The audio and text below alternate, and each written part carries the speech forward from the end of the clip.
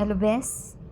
Kumusta? Si Inday V po ito. Tara, usap tayo. Naranasan mo na ba kung minsan kung paano natin sinusolve ang ating problema sa ating sarili?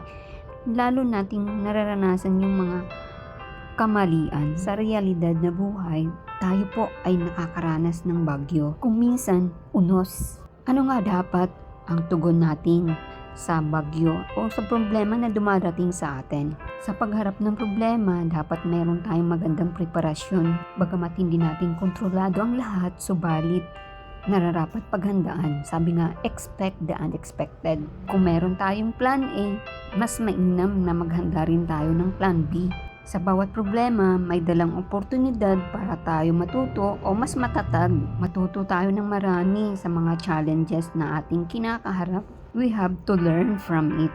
Higit sa lahat, sa bawat problema natin, ito'y magpapalapit sa ating Diyos. Pagkatandaan, ang Diyos ay makapangyarihan. Nothing is too hard for the Lord. Draw near to God and He will draw near to us. Pagpalain tayo ng Diyos sa pangalan ni Jesus. Amen.